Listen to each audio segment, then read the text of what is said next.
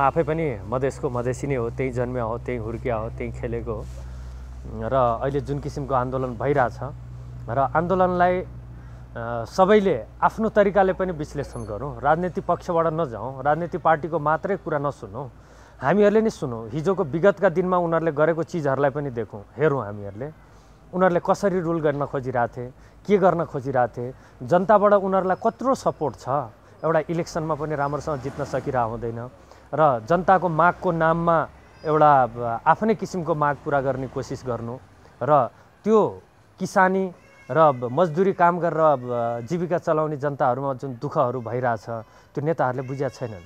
उनीहरूले आफ्नो दुनो मात्रै सोझो पार्ने कोसिस गरेका छन्। यो आन्दोलन जुन तरिकाले भइरहेछ त्यसले त माथि उठ्नै सकिँदैन। त्यसको लागि त अझ वर्षौँ हामी चाहिँ गरिबीको रेखा मुनि नै पर्छौँ र अहिले मलाई जहाँसम्म लाग्छ अहिलेको आन्दोलन यो एजेन्डाको लागि पक्कै पनि होइन र यदि यो एजेन्डाको लागि थियो भने सरकारले सुन्नै पर्थ्यो र गर्नै पर्थ्यो। हाम्रो नयाँ जेनेरेसन जुन छ, हाम्रो पिँढी छ, हामीभन्दा मुनिका जुनियरहरू जति छन् उनीहरू त्यो विचारबाट धेरै पर भइसकेका छन्। इभन देशबाट बाहिर काम गर्न बस्नेहरूमा त्यहाँ चाहिँ मधेसी र पहाडीको केही भेदभाव छैन।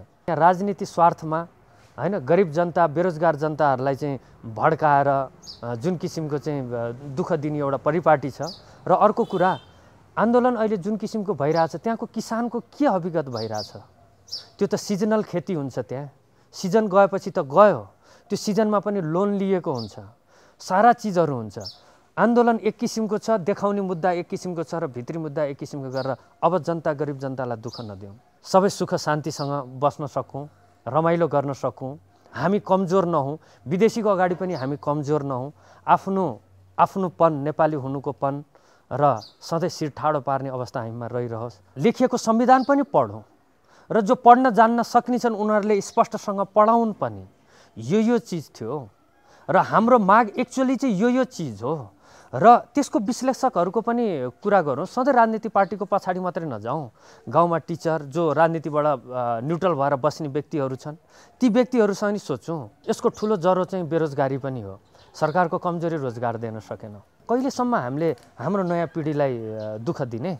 यो आन्दोलनले त हाम्रो नयाँ पिँढीलाई अझ सोचिरहेछ नि, अझ उठ्न दिन गाह्रो छ। अझ गरिबीको रेखामुनि हामी झन्झन धसिँदैछौँ। खेल अब बन्द होस्। नेपालीले धेरै दुःख पाछन्, धेरै गरिबी छ, हामीले 24 घण्टा काम गरिसक्दाखेरि पनि ऋण तिर्न सक्ने अवस्था छैन। यो राजनीतिक पार्टीले खेलेको खेललाई चाहिँ स्पष्ट बुझौँ। यही रिक्वेस्ट गर्न चाहन्छु। हामी हाम्रो देशलाई माया गरौँ।